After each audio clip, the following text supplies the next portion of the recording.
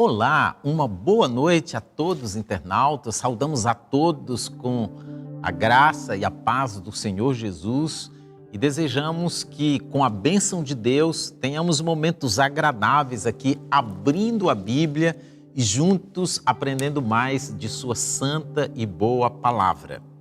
Antes de prosseguirmos no estudo, sempre nós fazemos um desafio, né? Damos oportunidade para aqueles que, por algum motivo, correria, sei lá, esqueceram, possam compartilhar. Faça isso agora, ainda dá tempo. Compartilhe o link dessa transmissão com os seus contatos, convide os seus amigos, né? Aqueles que fazem perguntas bíblicas, que gostam de estudar a palavra de Deus, convide para passar os momentos que se seguirão juntamente conosco, aprendendo mais do que está escrito neste livro sagrado. Este é o terceiro, na verdade, o quarto estudo que nós já estamos fazendo desta série aqui sobre as profecias de Daniel, né? O primeiro foi sobre quando e como surgiu o cativeiro babilônico. O segundo foi sobre a pessoa de Daniel, né? Quem escreveu o livro de Daniel, em que língua, que idade Daniel tinha quando foi para o cativeiro, com quantos anos morreu, onde morreu, qual era o seu caráter, com quem trabalhou. Tudo isso aí nós estudamos no segundo estudo. O terceiro foi sobre o primeiro rei, o sonho do rei Nabucodonosor e o significado do sonho. Nós estudamos isso aí na semana passada, né? E foi muito bom ver ali a participação, os comentários daqueles que estavam assistindo. E o estudo desta noite está baseado no terceiro capítulo do livro do profeta Daniel. Então, se você não pegou, pegue sua Bíblia e abra sua Bíblia em Daniel capítulo 3, porque o estudo desta noite é baseado neste capítulo 3. E assim nós vamos avançando capítulo por capítulo até concluir o estudo do livro do profeta Daniel, ok? Antes de prosseguirmos, nós vamos nos ajoelhar diante de Deus e vamos fazer uma oração suplicando a iluminação do Espírito Santo para entendermos a sua palavra. Se você puder, nós convidamos para que se ajoelhem conosco.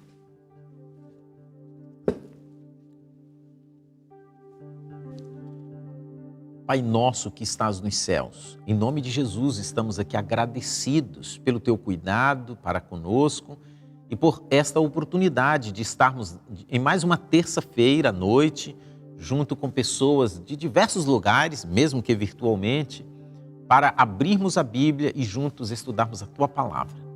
Senhor, fique conosco nestes momentos, envia o teu Santo Espírito, o Espírito Santo, para atuar na nossa mente, ajudando-nos a entender o que o Senhor revelou na tua palavra. Perdoa os nossos pecados e abençoe cada internauta. Nós te pedimos em nome de Jesus. Amém.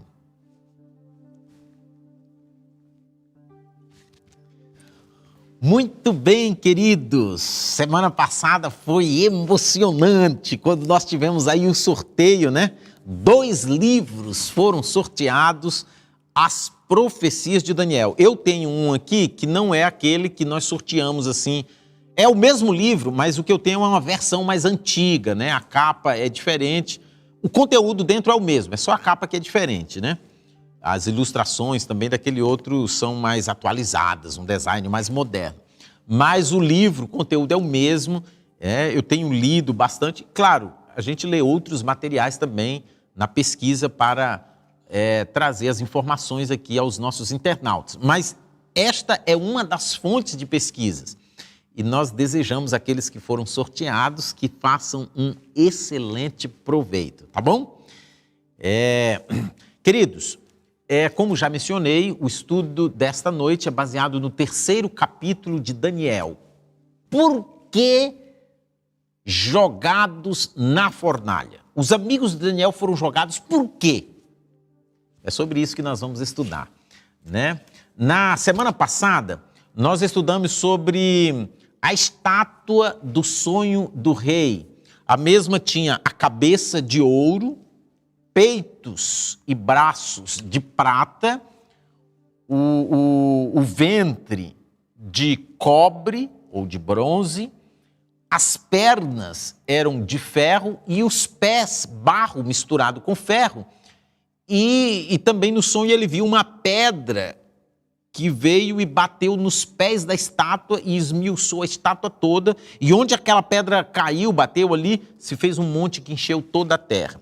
O profeta Daniel também explicou o sonho. Ele explicou, nós estudamos isso na semana passada, que a cabeça de ouro representava o reino babilônico, que seria sucedido por um reino inferior em glória ao de Babilônia, assim como a prata é inferior ao ouro.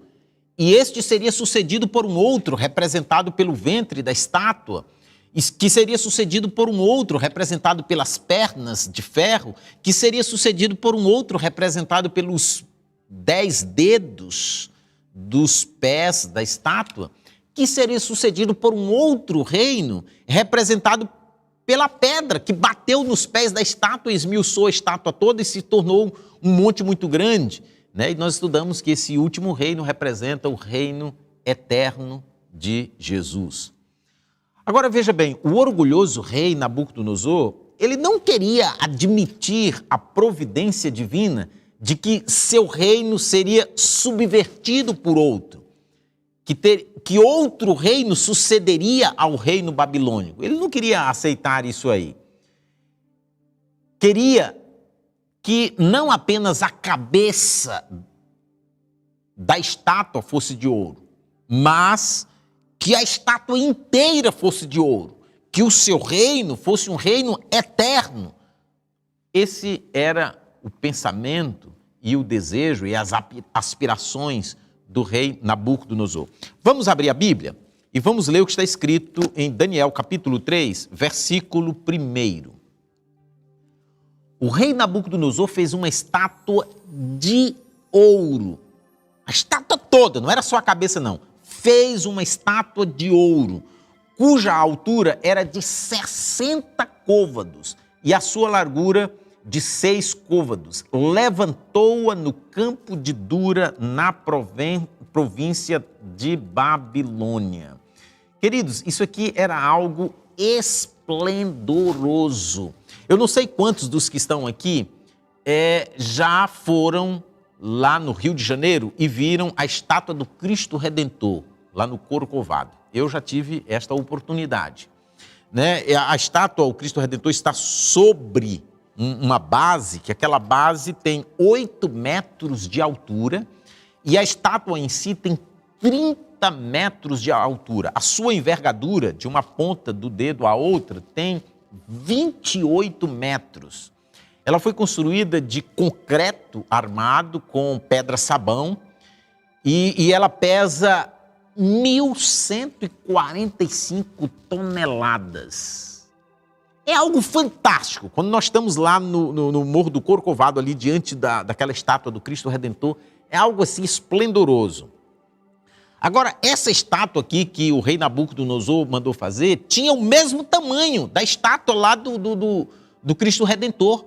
Porque aqui fala 60 côvados de altura. E um côvado babilônico tinha cerca de 50 centímetros. 60 côvados, 30 metros. Cerca de 30 metros de altura. A do Corcovado é feita de concreto armado com pedra-sabão. Mas essa aqui era toda de ouro. Você já pensou uma estátua de 30 metros de altura, toda de ouro? Assim, para ter uma ideia mais simples do que quer dizer esta altura de 30 metros, é mais ou menos um prédio de 10 andares. Cada andar, um pelo outro, tem cerca de 3 metros. 10 andares, 30 metros. Era mais ou menos isso a altura daquela estátua. Porém, era toda de ouro. Era algo esplendoroso.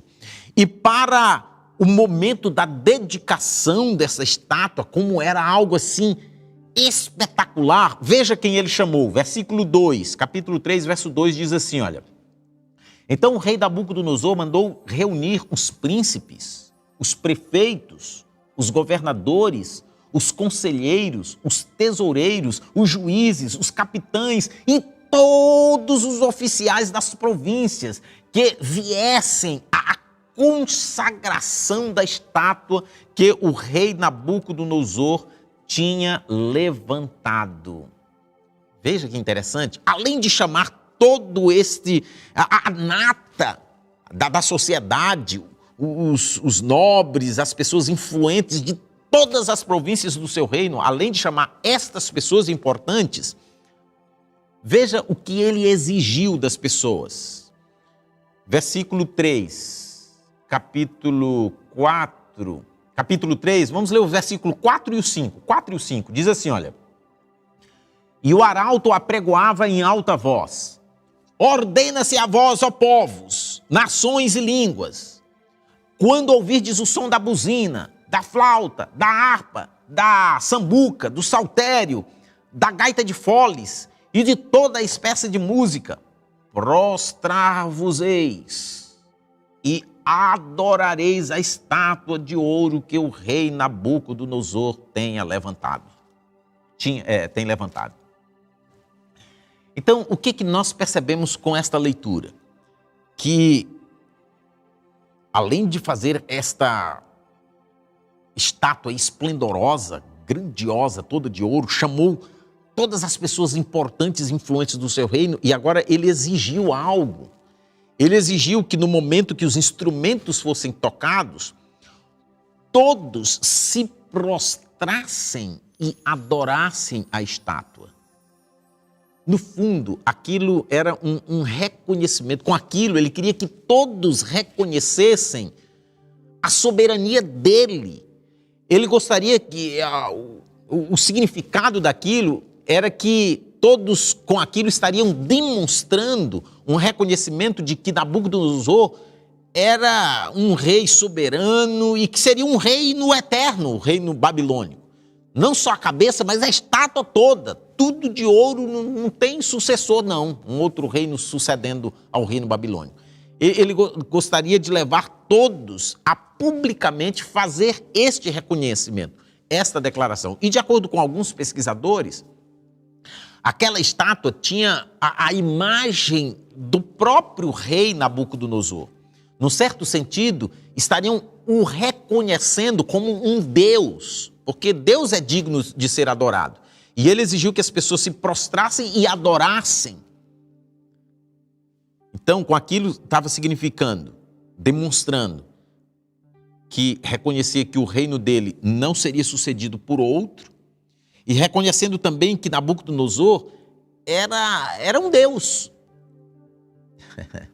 E se alguém se recusasse a ter este reconhecimento? Se alguém se recusasse a se prostrar e a adorar em reconhecimento a isso, o que aconteceria? Está no versículo 6, capítulo 3, versículo 6. E qualquer que não se prostrar e não a adorar, será na mesma hora lançado dentro da fornalha de fogo ardente. Bem, queridos, o rei determinou uma ordem e estabeleceu uma sentença para quem não cumprisse a ordem. Quem não se prostrar e não adorar, quem não me reconhecer como um ser superior, como um Deus,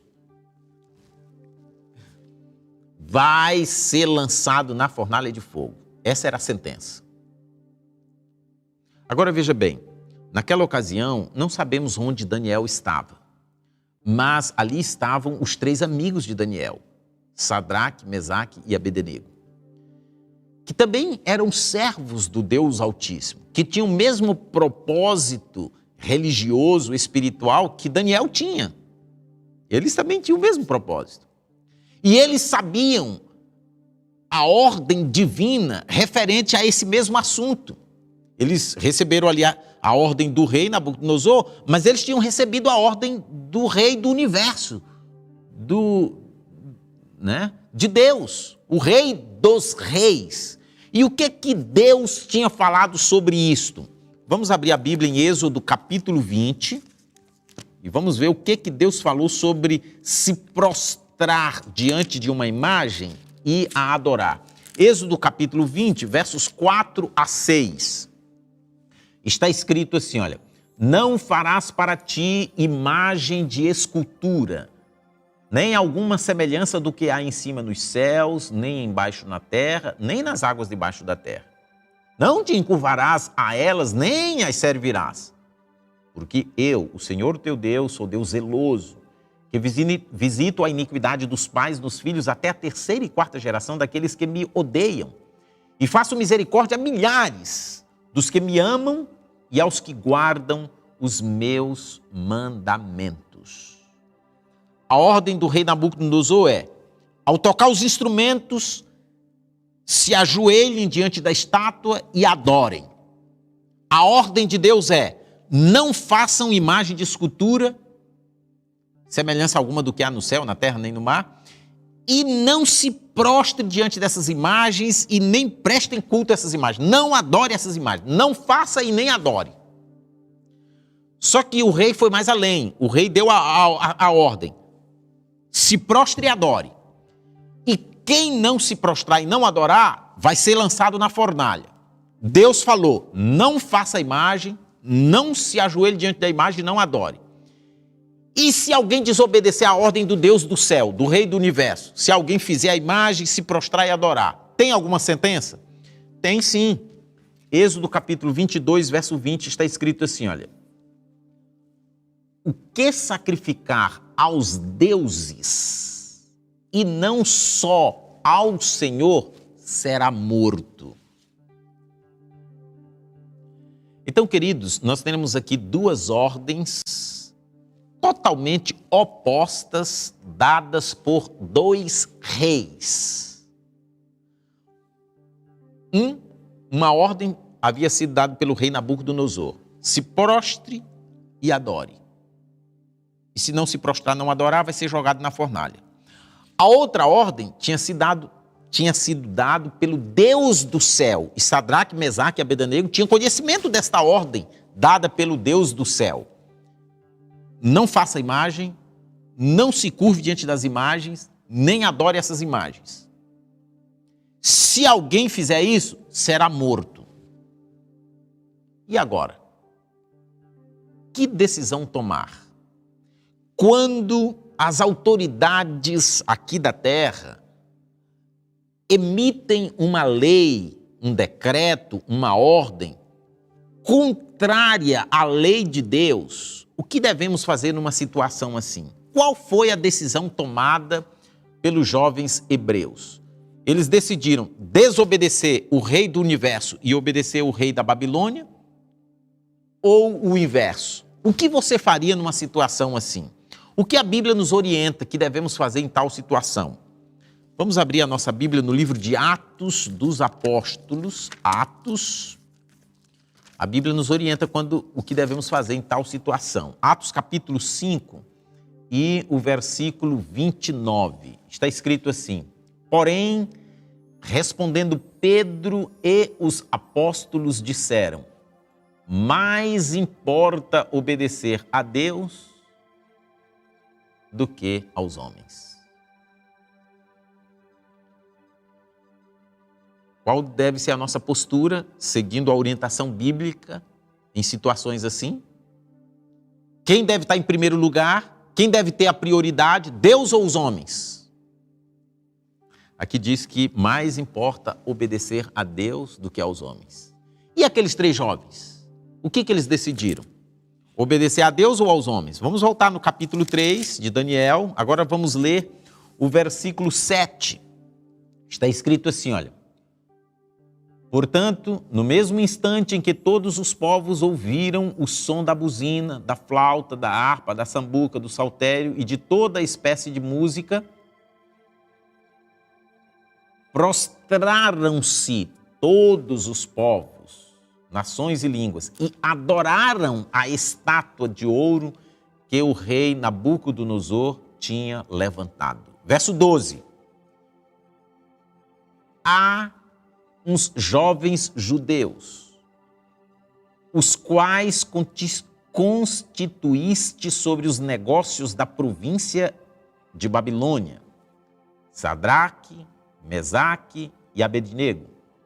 Estes homens, ó rei, não fizeram caso de ti, a teus deuses, não servem, nem adoram a estátua de ouro que levantastes. Então, queridos, o que aconteceu foi isso. Todos se prostraram, com exceção daqueles 3. Eles 3 ficaram em pé. E quem viu foi lá para o rei e falou: olha, rei, tem 3 aí. E citou o nome deles. Eles não fazem caso dos teus deuses e não se prostraram e nem adoraram a estátua que tu fizestes.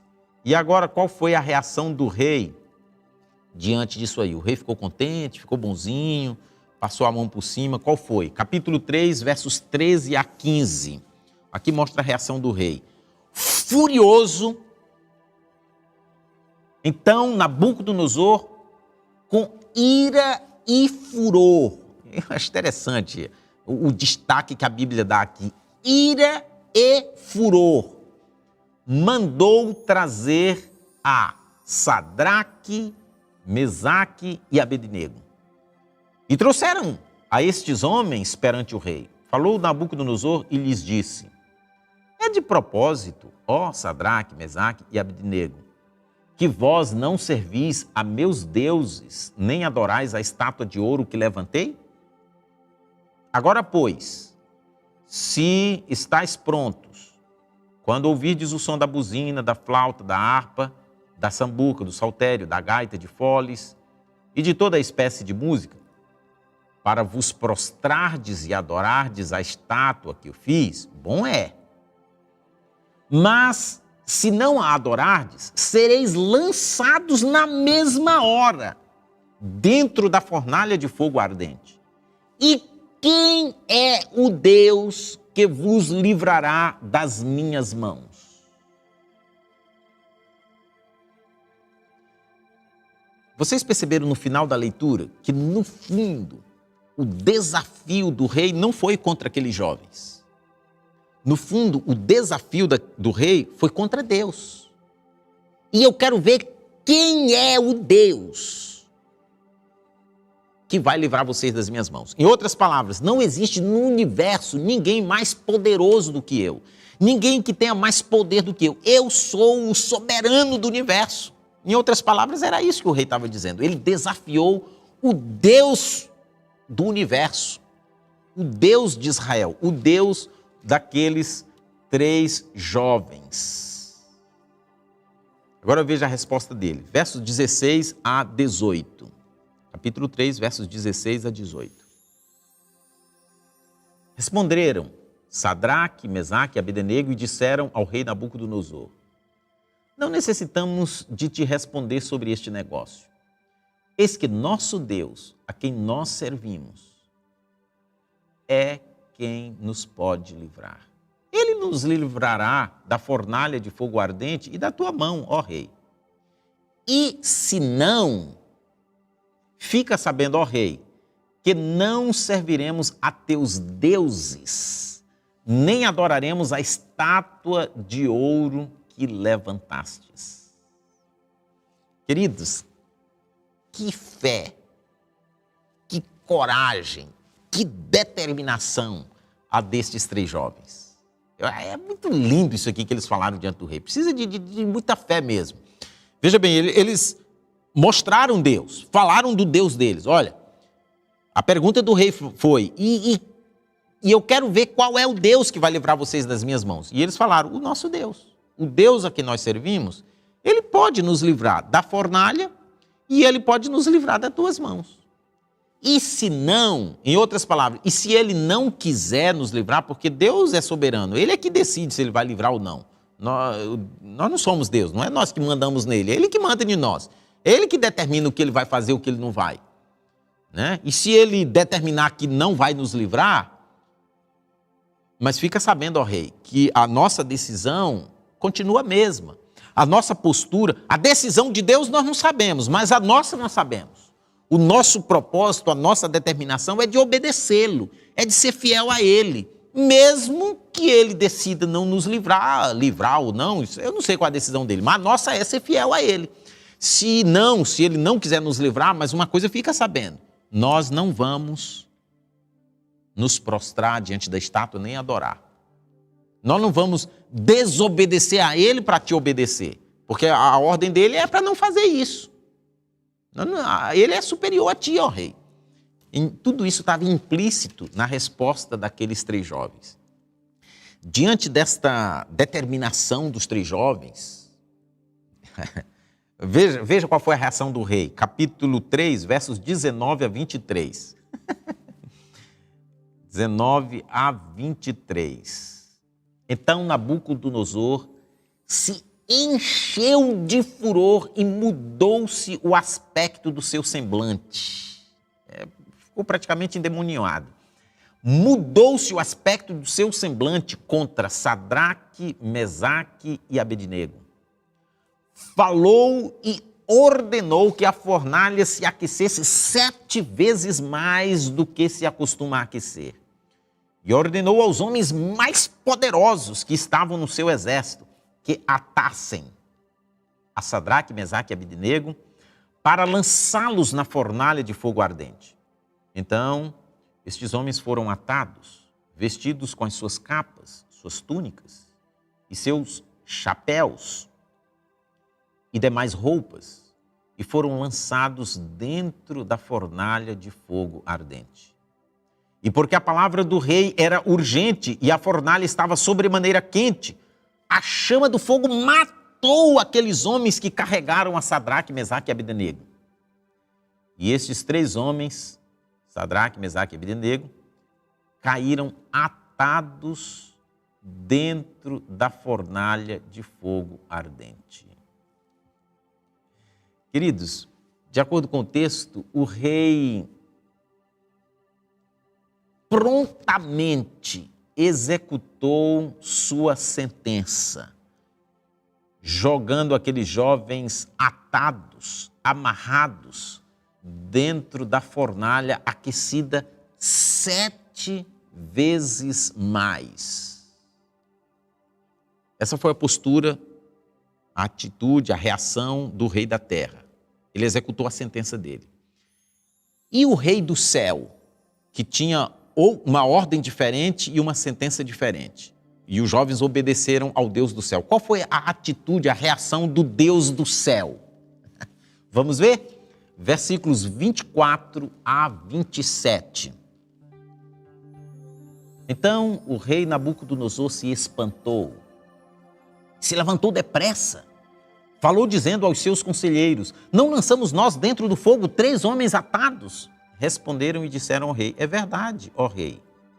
Respondeu dizendo: eu, porém, vejo 4 homens soltos que andam passeando dentro do fogo, sem sofrer nenhum dano, e o aspecto do quarto é semelhante ao Filho de Deus. Então, chegando-se Nabucodonosor à porta da fornalha de fogo ardente, falou dizendo: Sadraque, Mesaque e Abednego, servos do Deus Altíssimo, saí e vinde. Então Sadraque, Mesaque e Abednego saíram do meio do fogo e reuniram-se aos príncipes, os capitães, os governadores, os conselheiros do rei, e contemplando estes homens, viram que o fogo não tinha tido poder algum sobre os seus corpos. Nem um só cabelo de sua cabeça se tinha queimado, nem as suas capas se mudaram, nem cheiro de fogo tinha passado sobre eles. Queridos, é fantástico como a Bíblia entra em detalhes. Esses detalhes têm um propósito, eles nos levam a deixar mais evidente a soberania de Deus, o milagre, o livramento de Deus. Quando falou que eles foram jogados, lá falou vários detalhes. Um detalhe: o rei mandou chamar os homens mais fortes do exército para amarrar eles. Um outro detalhe diz que eles foram colocados neles as suas capas, as suas roupas, os seus chapéus, né? Foi colocado sobre eles. E eles foram lançados lá dentro, amarrados, atados. E diz que aqueles homens que os levaram, que os jogaram, eles morreram com o calor do fogo. não entraram lá dentro. Os que jogaram, só em chegar perto para jogar eles lá dentro, já morreram. O calor era grande demais, o calor da fornalha.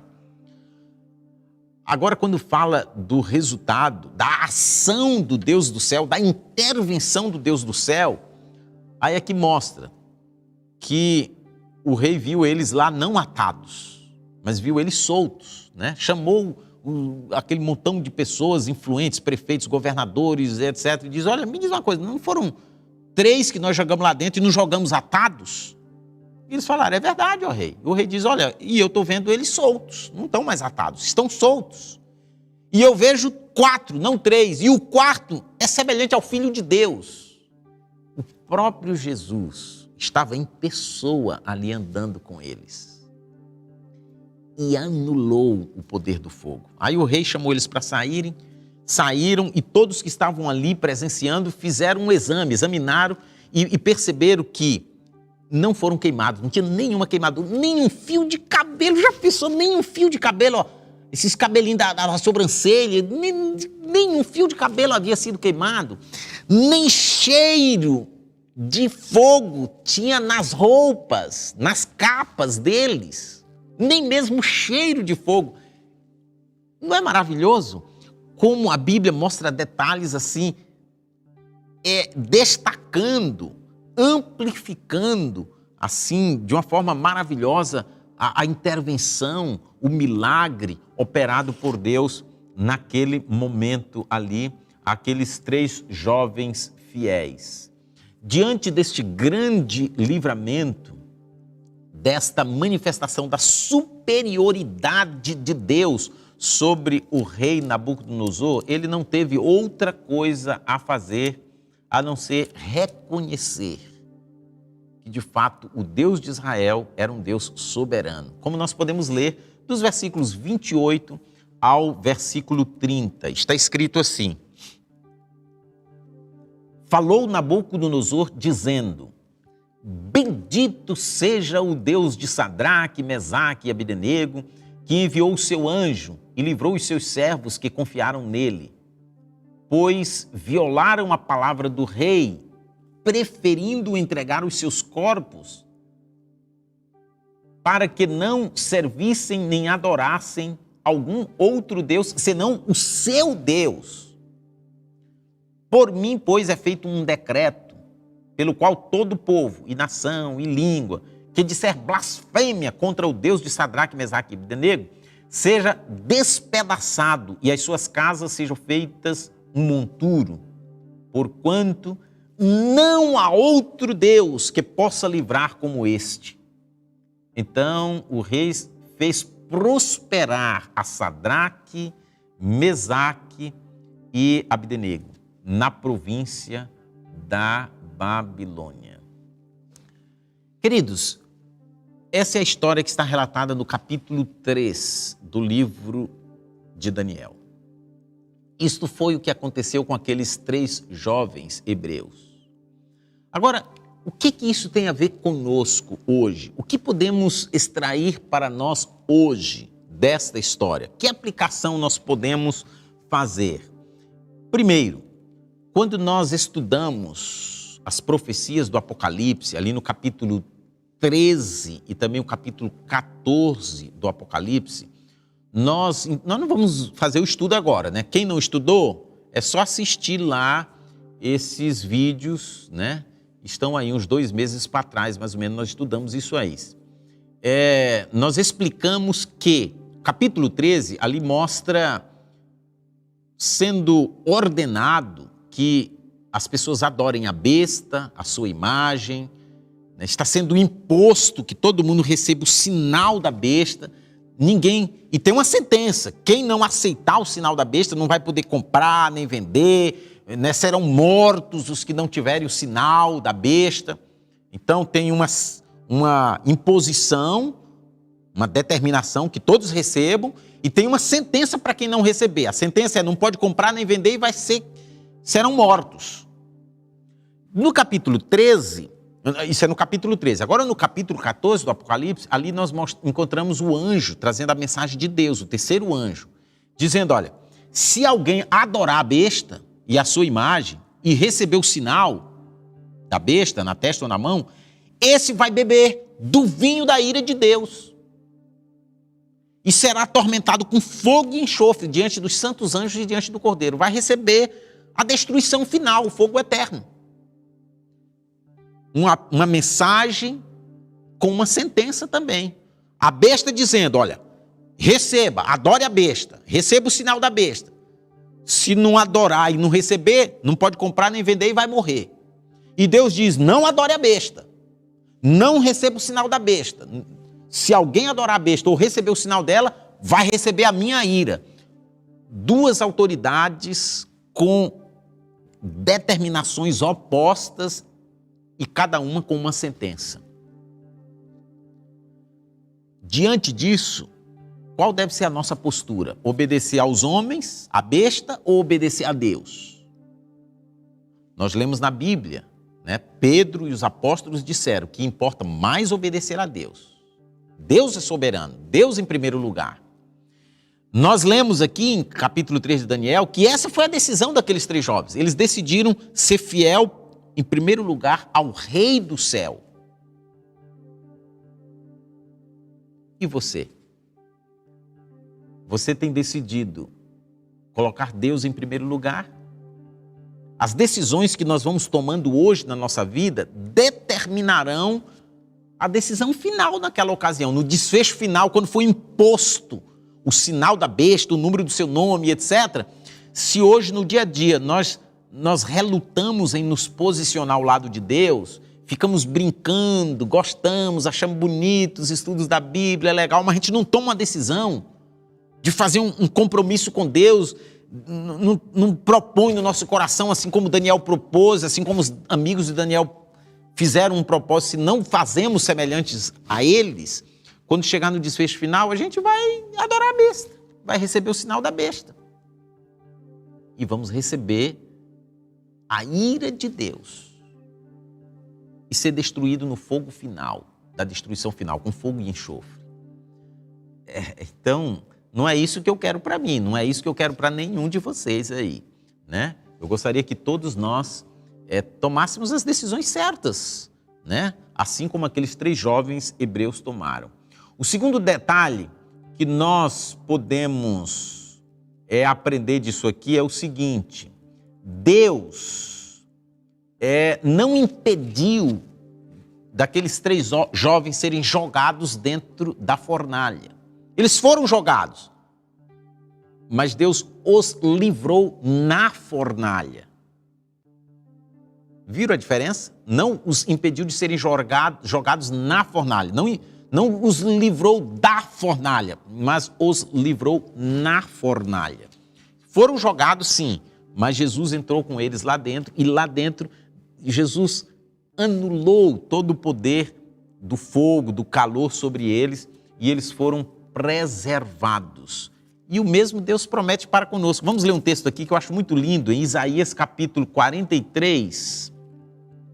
Isaías capítulo 43 e o versículo 2. É a palavra de Deus para nós, hoje.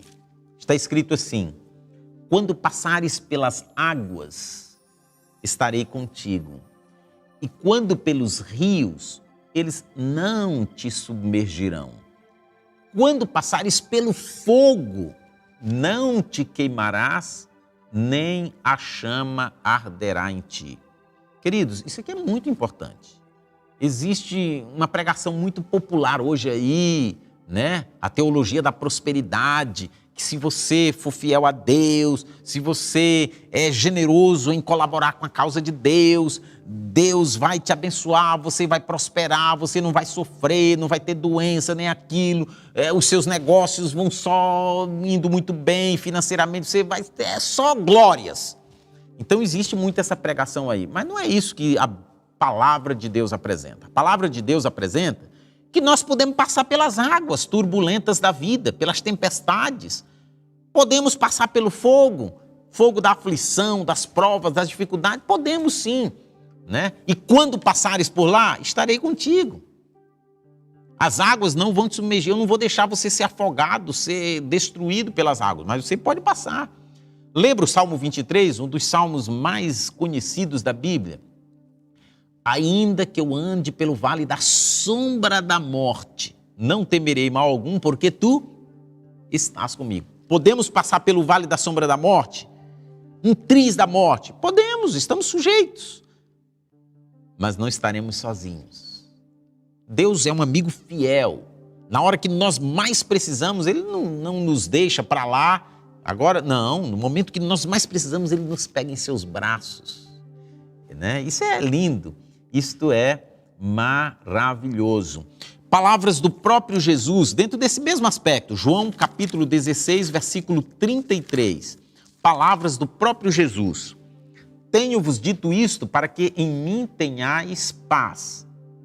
No mundo tereis aflições, mas tende bom ânimo, eu venci o mundo.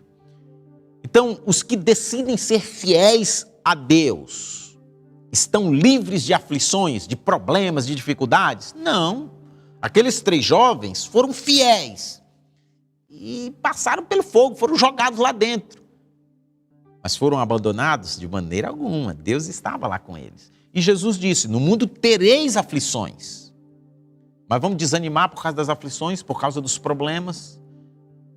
Tem pessoas que, infelizmente, quando estão passando por momentos de provações na vida, por aflições, às vezes desanima da fé, começa a reclamar, murmurar, blasfemar de Deus.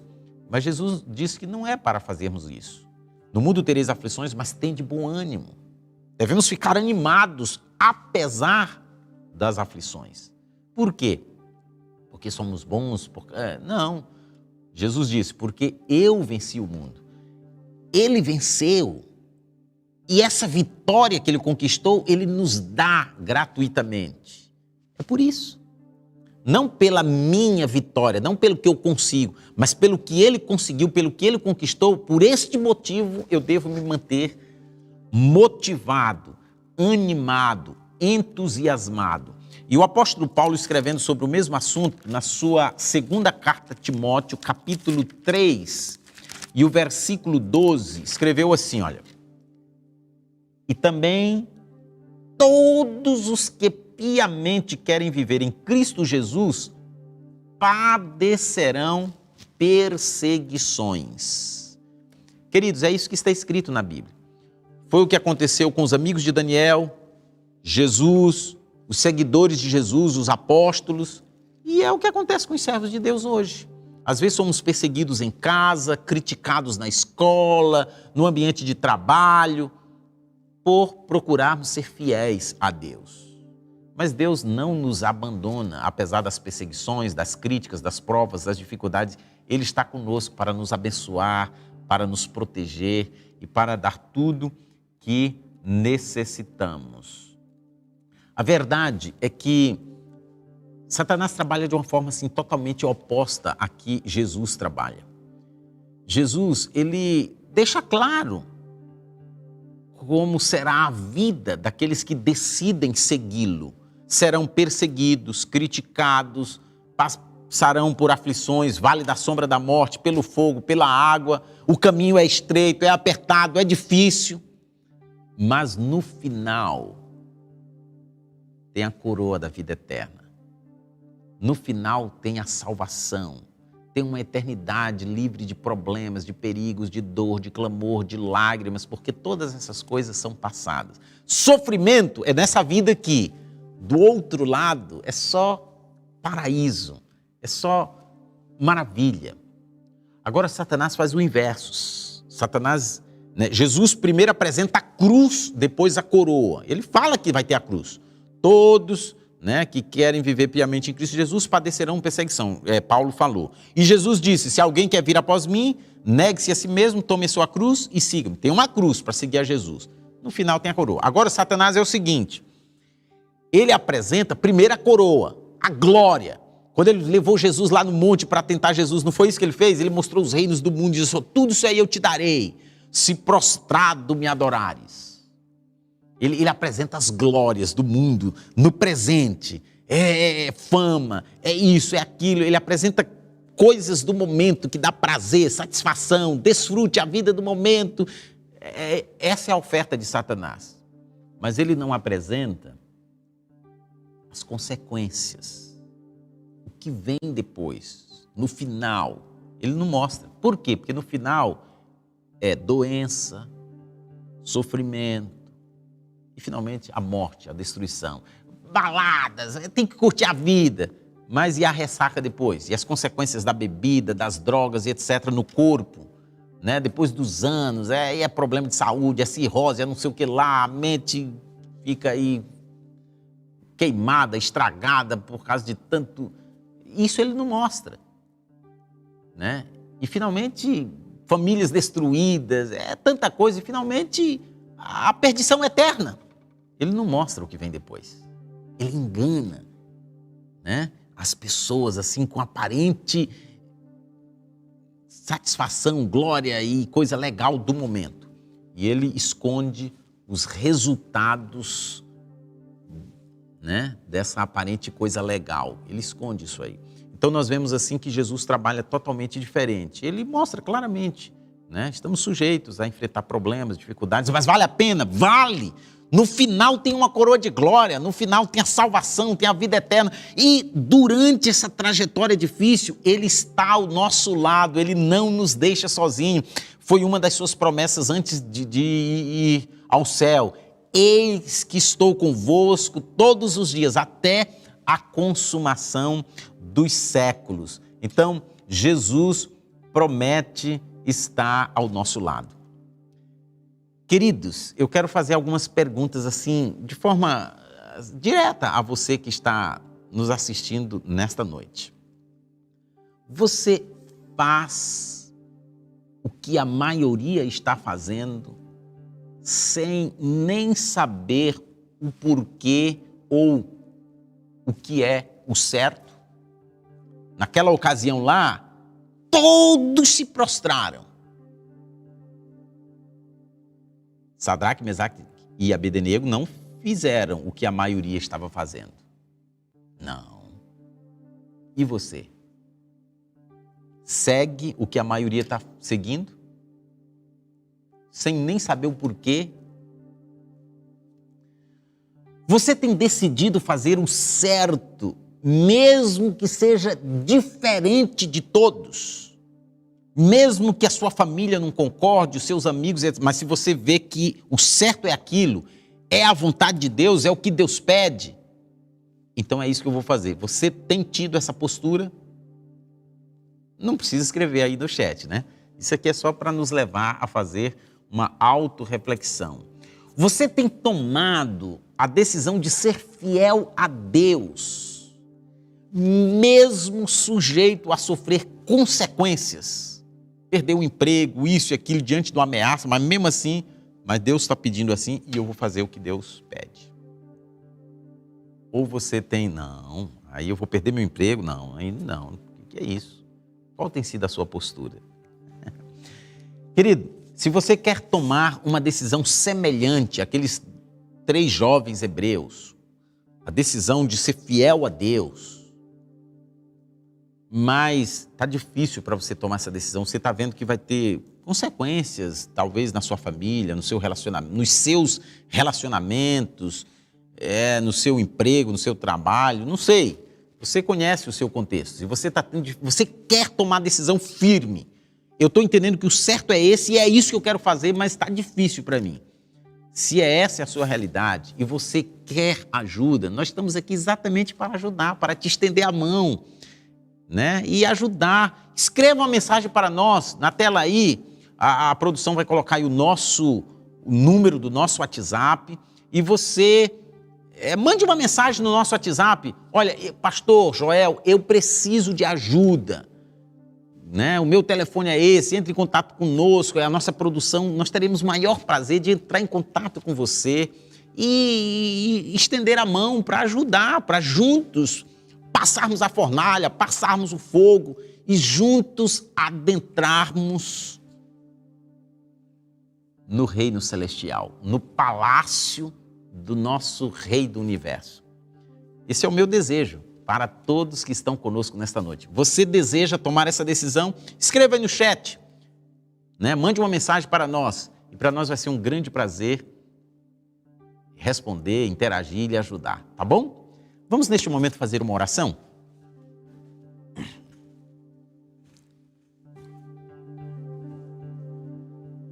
Pai nosso que estás nos céus, muito obrigado, Senhor, por mais essa oportunidade que o Senhor nos deu de estudarmos com pessoas de diversos lugares do Brasil que estão conectadas conosco para aprender mais da Tua Palavra, da Bíblia Sagrada. Ajuda-nos, Senhor, para que possamos entender, extrair lições para a nossa vida e nos dê forças, sabedoria e determinação para tomar a decisão certa, termos posturas positivas, assim como aqueles 3 jovens tiveram, e que possamos ter uma fé inabalável, firme em Ti, assim como aqueles jovens tiveram, e que com o Teu auxílio possamos superar as aflições, os problemas, as dificuldades da vida. Abençoa cada internauta, responda ao Pai cada pedido de oração e derrame as Tuas bênçãos sobre cada filho Teu.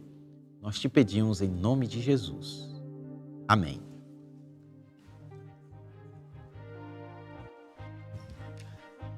Bem, queridos, nós agradecemos aí de coração a você que esteve conosco esses momentos aqui, abrindo a Bíblia e juntos aprendendo mais da Palavra de Deus. E eu quero lembrar para você que na próxima semana temos um encontro marcado, terça-feira às 19h30. E venha e traga amigos seus para estudarmos a Palavra de Deus, certo? Nós estaremos estudando o 4º capítulo do livro do profeta Daniel. O que podemos aprender do 4º capítulo? Próxima terça-feira às 19h30. Esperamos você lá.